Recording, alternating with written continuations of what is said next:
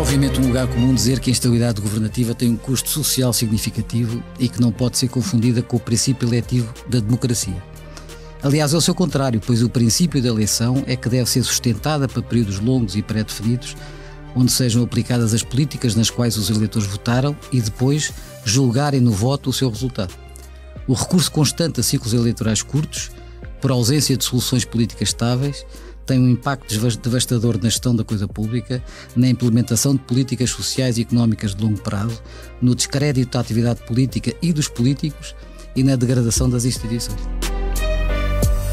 É de senso comum que a instabilidade política tem um custo, mas estudos empíricos e académicos parecem demonstrar que a imprevisibilidade nunca é boa e até pode ser considerada negativa. É assim em todo o mundo, mas em Portugal, aparentemente, estes custos têm ainda mais relevância por causa de 3 Is. Primeiro, porque isto afeta pela inércia a capacidade de mudança dos nossos principais atores. Segundo, afeta por falta de incentivo todos os organismos do Estado que ficam presos a esta incerteza, incapazes de decidir, e o Estado é grande em Portugal. E finalmente, porque afetam as decisões de investimento, sobretudo as decisões de investimento que são tomadas quer nacional, mas sobretudo internacionalmente, face aos equilíbrios e à alteração dos equilíbrios existentes. Portugal é verdade que tem conseguido mitigar a instabilidade e os seus efeitos, mas é preferível claramente viver sem ela.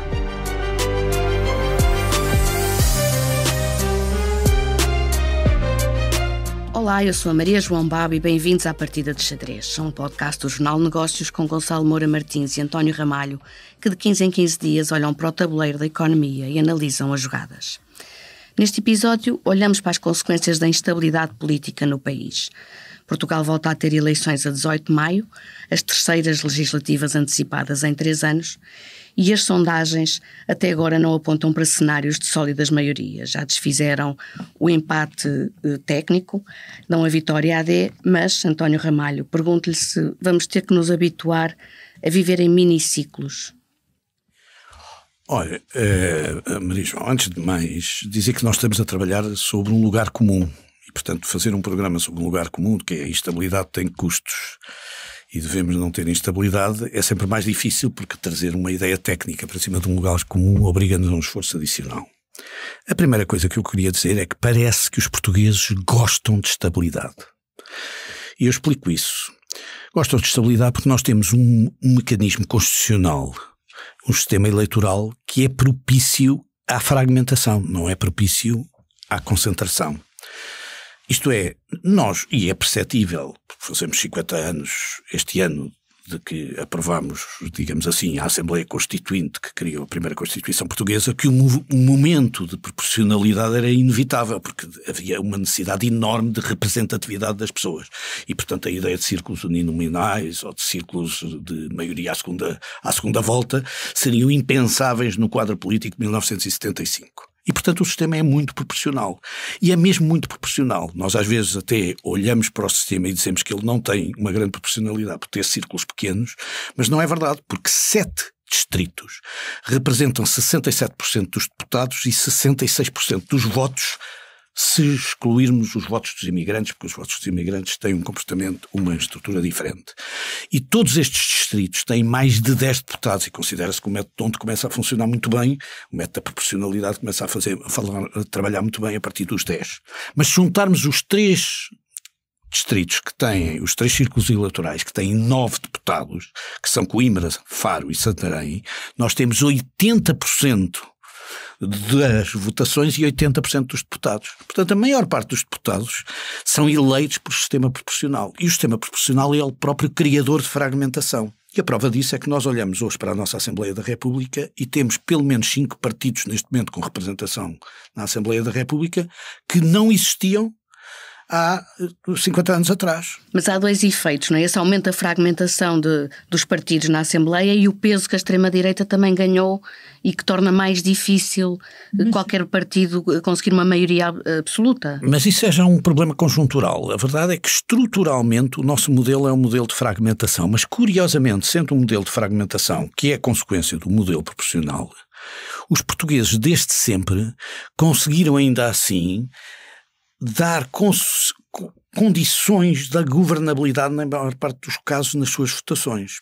As pessoas às vezes já estão esquecidas do princípio que deu origem à AD em 1979, que era uma maioria o governo e o presidente, portanto este conceito de reduzir os efeitos da fragmentação trazendo estabilidade, mas a verdade é que já todos os partidos políticos, quer o PSD, quer o PS, já tiveram maiorias até de próprio partido, o que prova muito, digamos assim, este desejo de estabilidade que os portugueses têm. É verdade que Portugal tem mesmo assim mais um tempo de governação ligeiramente abaixo da média europeia. Isto é, a média europeia até 2013, que foi quando eu vi um estudo muito interessante da Universidade do Minho sobre este assunto, nós tínhamos 2,5 anos, um bocadinho mais de 2,5 anos por governo, e a média europeia era 3,1. Mas de todas as maneiras, a verdade é que não é uma diferença substancial quando estamos a comparar alguns sistemas que obrigam quase originalmente a que os governos tenham maioria de representação parlamentar para um sistema como o nosso que é tão fragmentado. E, portanto, retira a conjunturalidade do momento presente de termos um partido que parece, digamos assim, extra-político. Já o tivemos do lado da esquerda com o Partido Comunista, não se esqueça, porque nós tivemos muito tempo o Partido Comunista fora do sistema de integrado de governo, aliás nunca foi governo, e portanto, mas foi capaz de dar apoio a um governo, mas só foi há 10 anos, ou há 15 anos atrás, não foi assim há tanto tempo, portanto até lá o Partido Comunista, portanto na esquerda era uma espécie de chega da direita, portanto mal comparado, só comparar, digamos assim, as lógicas de representação. E portanto, isto significa basicamente que a conclusão que eu consigo tirar é que o povo, quando vota, gosta mais de estabilidade do que o próprio sistema em si indicia.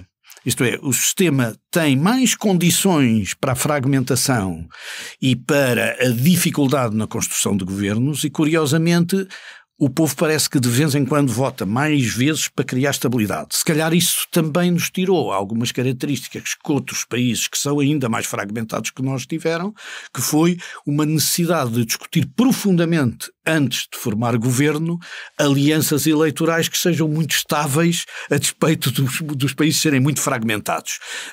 Mas, quer dizer, a única conclusão que eu tiro destes primeiros pontos, e estamos a falar sempre de um lugar comum, depois poderemos falar dos custos disso, é que, a despeito de termos um sistema eleitoral que propicia a fragmentação e a dificuldade de construção de maiorias estáveis, a verdade é que o povo português muitas vezes já demonstrou gostar da estabilidade e reforçar a estabilidade. Um bocadinho em linha com aquilo que parece que as sondagens atualmente dizem, que é, a despeito de termos eleições, os portugueses preferiam não as ter.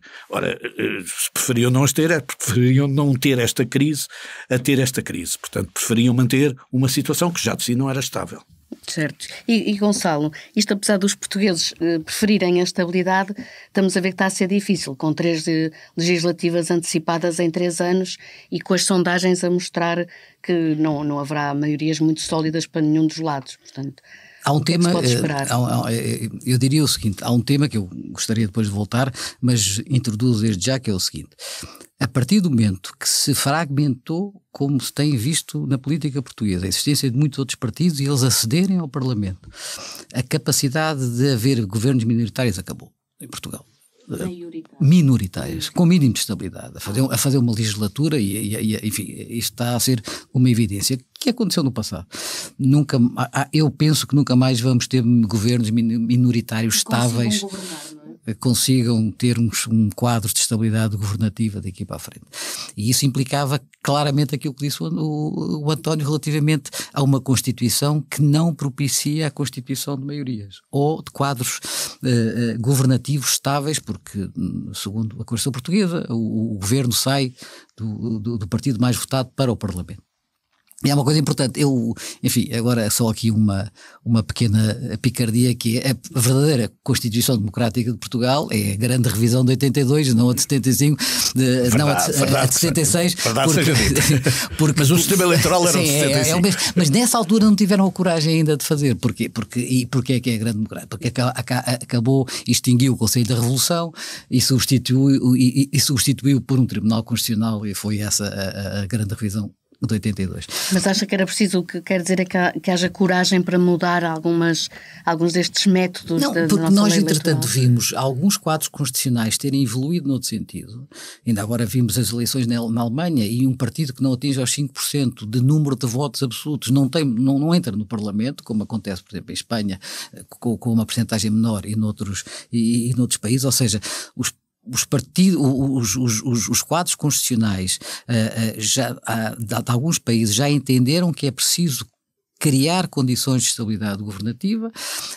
Porquê? Porque é preferível eu forçar a proporcionalidade no sentido de criar um quadro governativo, porque ele vai ser sujeito a votos 4 anos depois, do que viver numa instabilidade que é insuportável, porque é o que começa a acontecer na Europa. Porque nós, fora o sistema francês, que mesmo assim é um presidencialismo, apesar de tudo ligeiro, que é muito dependente do Parlamento, o que é facto é que na Europa não há presidencialismos puros, como há, apesar de tudo, nos Estados Unidos e na América Latina. O que existe, porque isso ajuda muito à formação de maiorias.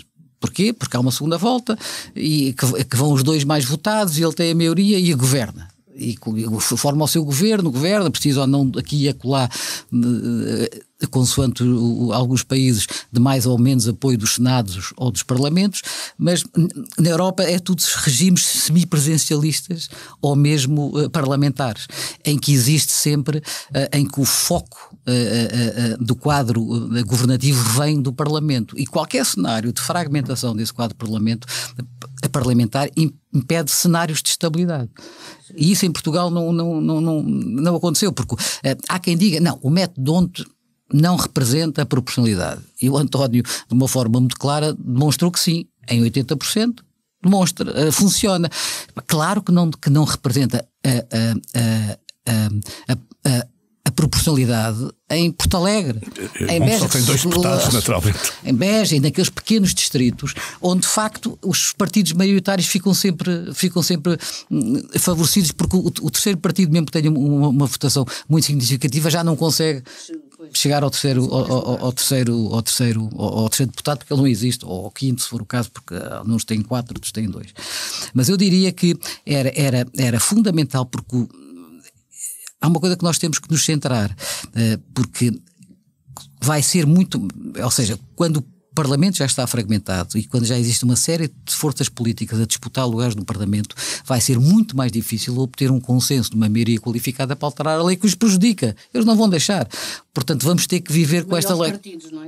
Os maiores partidos deviam ter pensado nisso quando tinham condições de criar uma alteração constitucional, que hoje o PSD e o PS sozinhos já não conseguem, para introduzir essas normas potenciadoras da estabilidade governativa, porque o custo social, político, degradação da vida pública e degradação das instituições, de uma instabilidade política, de estarmos nos ciclos eleitorais de um ano, o prejuízo que isso acarreta, não só para a economia, mas para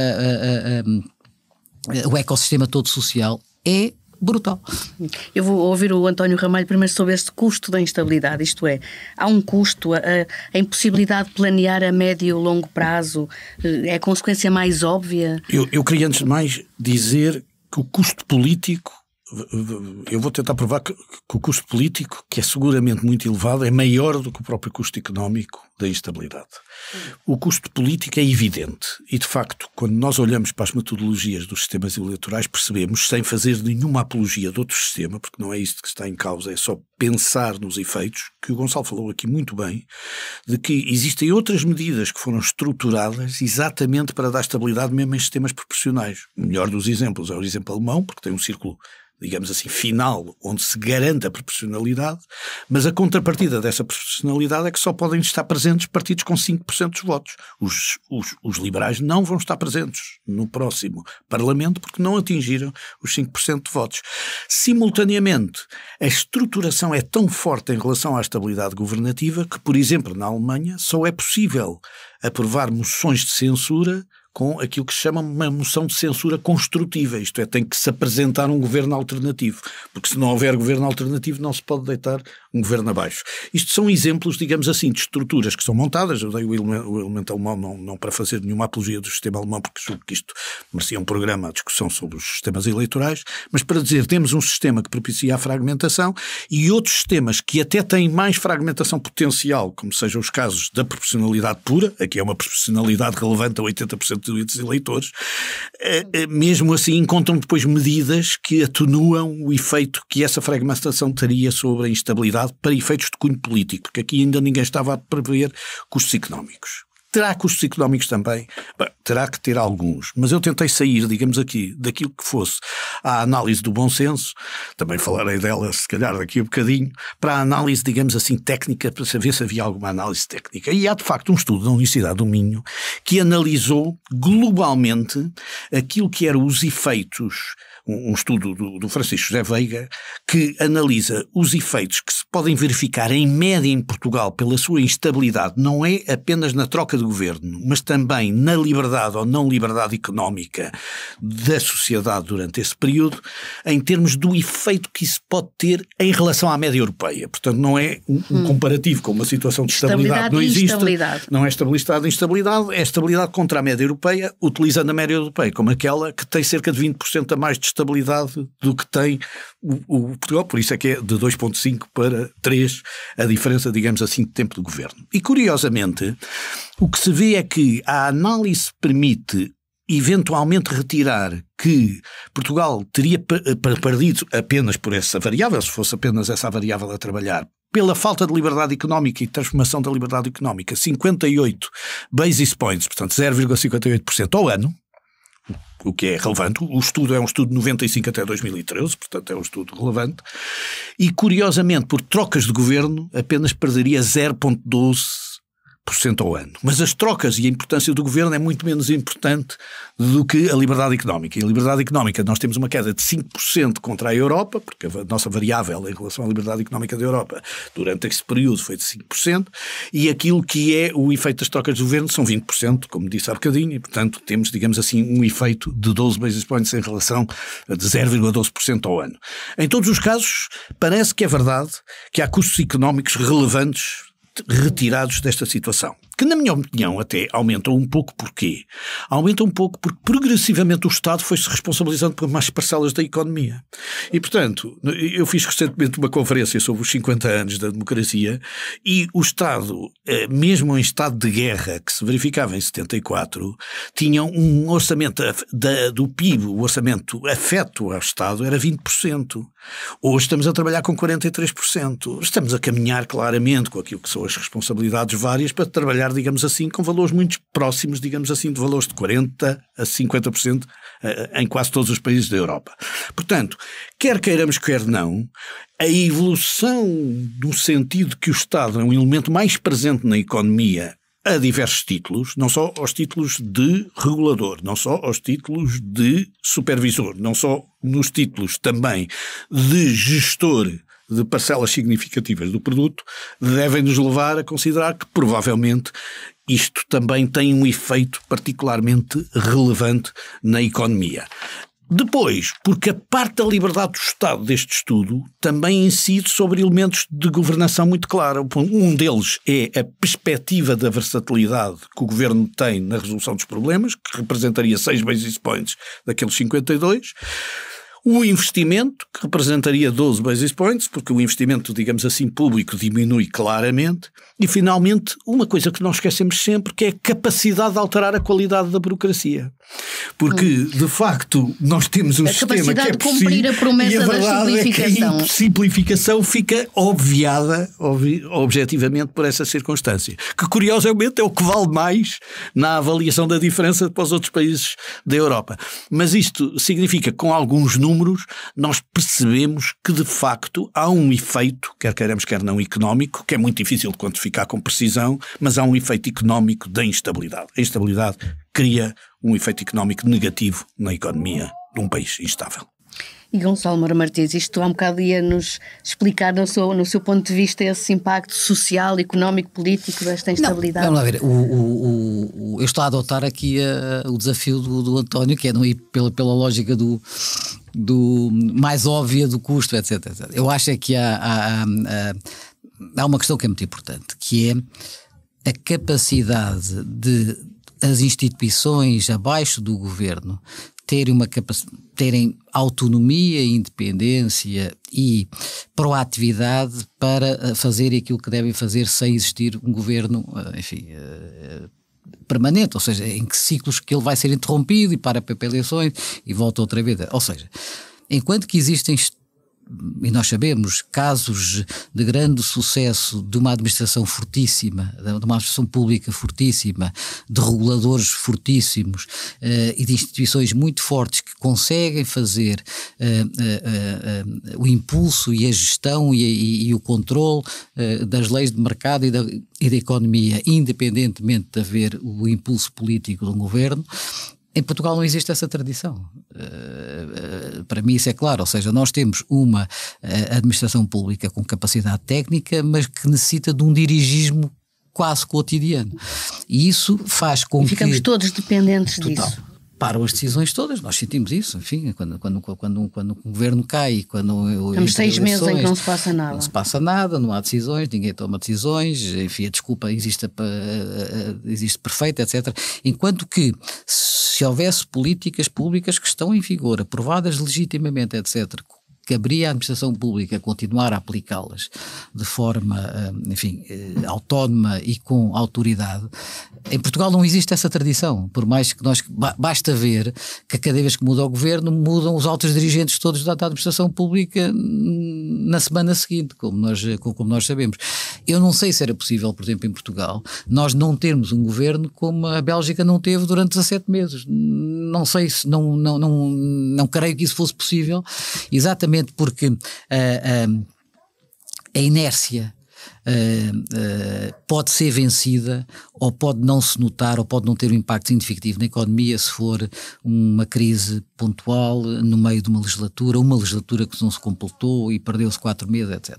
Eu acho que isso é perfeitamente gerível e o António deu até cientificamente alguns dados nesse sentido.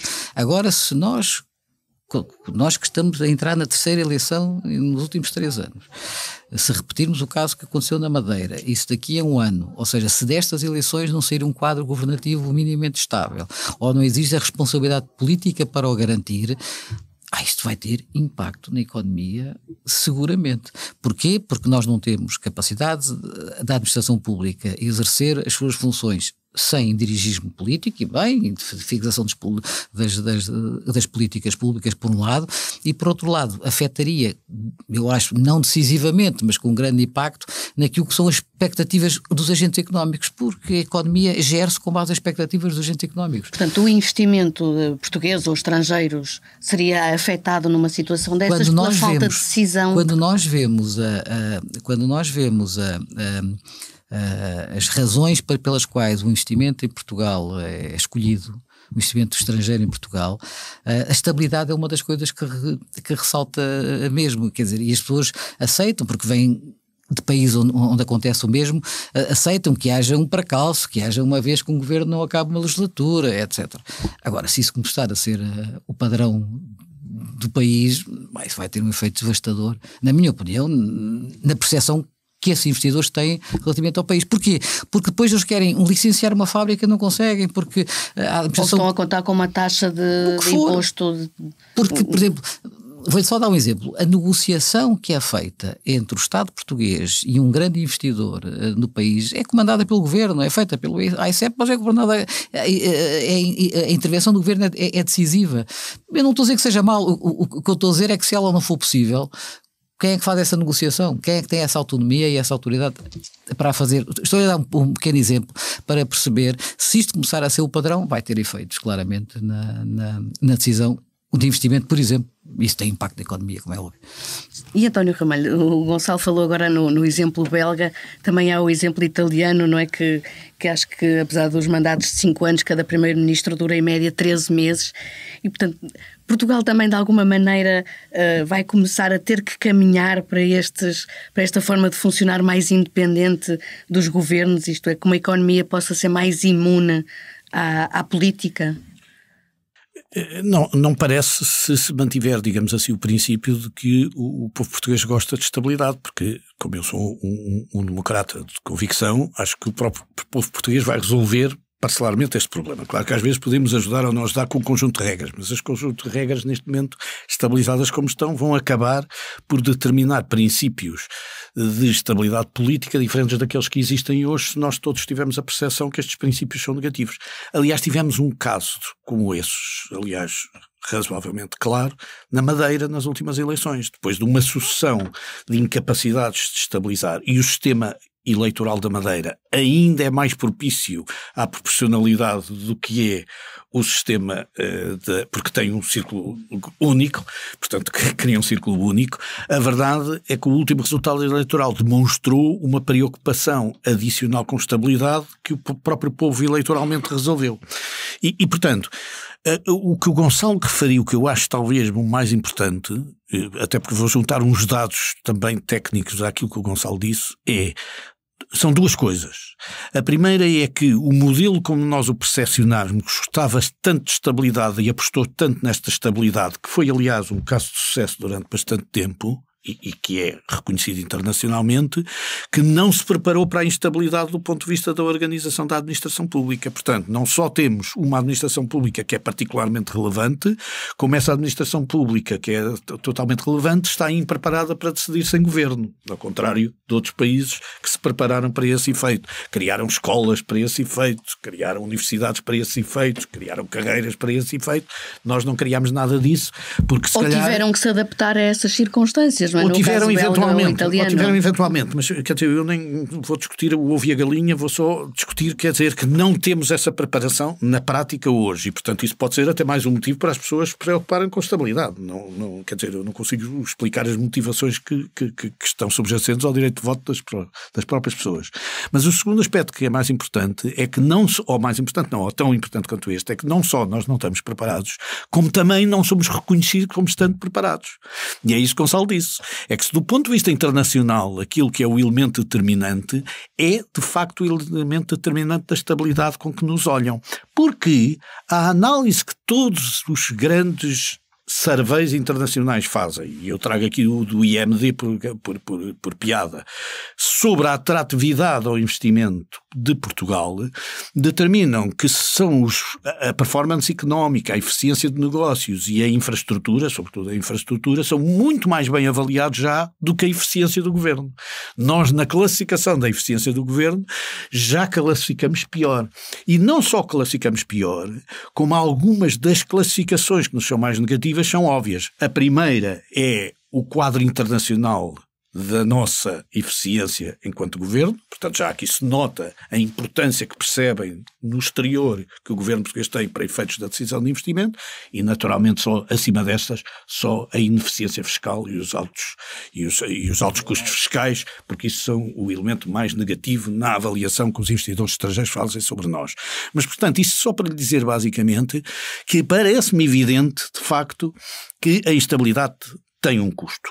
E tem um custo, já ouvimos, pela inércia que traz na incapacidade de decisões por parte da administração pública em Portugal, pela dificuldade de aliciar o investimento, nomeadamente o investimento internacional, e finalmente por um último I, que é o incentivo, porque não traz nenhum incentivo à transformação dos elementos de liberdade económica que curiosamente nos penalizam mais em termos de PIB, segundo o estudo que eu aqui apresentei, do que exatamente até a mudança de governo. Portanto, a verdade é que a instabilidade tem 3 custos em I: a inércia, o investimento e o incentivo. E portanto, isto, o que estamos a falar é, apesar dos portugueses quererem a tal estabilidade, se nós não sairmos destes mini-ciclos e destes ciclos políticos tão curtos, o país vai pagar um preço caro. Vai pagar, e por isso é que a beleza da democracia, que é esperarmos que a própria democracia encontre os seus antídotos para este tipo de situação. E, portanto, eu como democrata acredito sempre que a votação e a capacidade de votação eleitoral será determinante naquilo que seja encontrar um caminho diferente de um caminho. Este podcast serve, mas é para alguém que nos esteja a ouvir neste momento ter consciência de uma coisa, que é, pelos dados que nós aqui vemos, com esta ponderação, esta reflexão e este cuidado, não parece ser só um lugar comum dizer que a instabilidade tem um custo, é que parece que tecnicamente tem mesmo um custo. E Gonçalo, é uma realidade incontornável, infelizmente. É o último I, é o incontornável. É o quarto I. Mas o António, antes da sua pergunta, o António disse uma coisa muito importante, que eu concordo em absoluto, que é: o povo português gosta de estabilidade. E normalmente, como a gente já viu em outros ciclos eleitorais, penaliza sempre quem motivou a instabilidade ou quem criou a instabilidade. E, portanto, nós não podemos só esperar, porque não vamos criar um quadro constitucional, e acho que não há condições para virmos a criar um quadro constitucional que proteja as maiorias. Portanto, quando elas não resultam do ato eleitoral, a única coisa que nós temos que exigir e esperar é uma responsabilidade dos atores e dos intervenientes políticos para eles próprios, entre si, criar essa estabilidade. Mesmo em governos minoritários, porque se não for assim, então esta instabilidade vai se propagar, porque a capacidade, como a gente vê das sondagens e das últimas eleições, a capacidade de haver maiorias eleitorais é cada vez mais difícil. Pela fragmentação que estamos a assistir. Para já só conseguimos falar ainda de sondagens, não é? Sim, claro. É o único dado, claro. E, como diz o outro, valem o que valem. Mas nesta fase, quer dizer, o Presidente da República tem o poder de dissolução da Assembleia da República até ao início de outubro. Há uma forte probabilidade de regressarmos a eleições outra vez nessa altura. O que é que acha que nos espera? Eu espero muito, espero que o quadro que ressaia desta eleição, mas isto é um wishful thinking muito pessoal, eu espero que o quadro eleitoral que saia, o quadro parlamentar que saia deste próximo ato eleitoral seja propício a maior, com coligações, com acertos parlamentares, a maior estabilidade. E espero, por tudo o que aconteceu no país nos últimos 3 anos. Espero que os atores políticos tenham uma responsabilidade de, se essa estabilidade de maioria absoluta não sair do quadro eleitoral, que entre eles respeitem de alguma forma o ato eleitoral e o resultado eleitoral e criem condições de governabilidade a quem for o vencedor das eleições. E esta partida de xadrez acaba empatada, como sempre, e vamos às sugestões. António Ramalho, quer sugerir uma exposição de que gostou? É verdade. Eu queria sugerir o Sal da Democracia exatamente a um político, porque estamos a falar de política, e que é uma exposição que está em Serralves. Isto está em Serralves até dia 1 de junho, chama a atenção das pessoas, portanto é bom que vão. Que na prática o que faz é fazer um bocadinho aquilo que é o quadro da estrutura cultural de Mário Soares. Mário Soares é um homem que percebeu que a cultura era um elemento fundamental em toda a sua estratégia normal, como pessoa de relacionamento pessoal, e esta exposição é uma exposição rica porque é uma exposição de afetos de pessoas que se relacionavam com Mário Soares. Ele, para além de ser um bibliógrafo conhecido e gostava de ler e gostava de escrever também, e escreveu muito bem, era um homem que, digamos assim, convivia muito especialmente com todo um conjunto de contemporâneos que se dedicavam às artes, desde o Rezende, o Nadir, o Nikis Spinakis e naturalmente o Pomar, com que ele, aliás, partilhou cela quando esteve preso. E, portanto, de alguma maneira, esta exposição que está em Serralves, na casa, é uma exposição. Eu já tinha visto uma exposição muito parecida com esta, feita no Museu do Chiado. Eu julgo que em 2005 ou qualquer coisa, mas esta é uma exposição bem mais rica, bem mais estruturada, que teve como curador o José Manuel Santos e o Pedro Marques Gomes, e que de alguma maneira vale a pena ver, porque vale a pena também ver a outra face do político, numa altura em que estamos a falar de política, estamos a falar de eleições, ver que a cultura política era diferente. Não é por ser diferente, é que quer queiramos, quer não, a cultura traz eternidade, a política nem sempre. E Gonçalo Moura Martins, quer recomendar um livro? Eu e os livros. Este livro é um livro que eu, enfim, recomendo com muito gosto, é um livro lindíssimo, pequeno, portanto é uma sugestão que eu faço, tem só 80 páginas. O livro chama-se Reencontro do Fred Ullman. O Ullman porque morreu em 1985, era um escritor, mas foi muito mais conhecido como pintor, curiosamente, do que como escritor.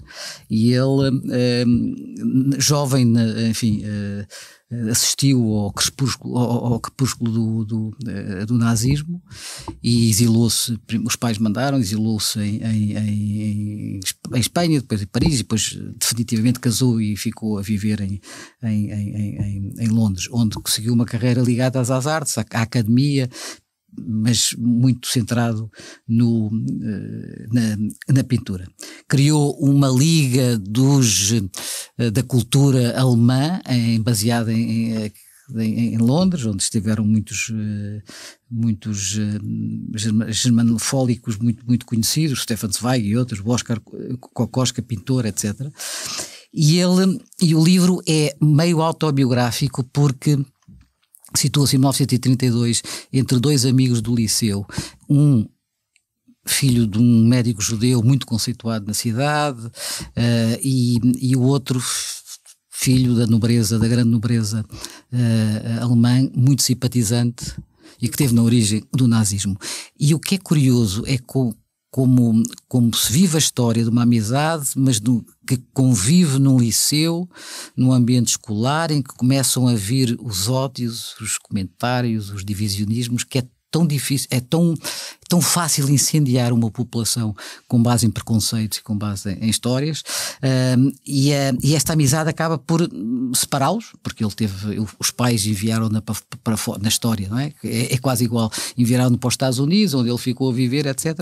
E essa amizade separou, obrigou-os a separar, mas que no final a história leva-os a uni-los de uma forma muito simbólica e inesperada. Eu não vou contar, se era um spoiler do fim do livro, mas é muito interessante. E este livro é muito curioso porque foi depois dele morrer, foi adaptado para o cinema, chama-se Réunion, foi feito por um realizador francês, e quem fez o argumento foi o Harold Pinter, que foi Prémio Nobel em 2005.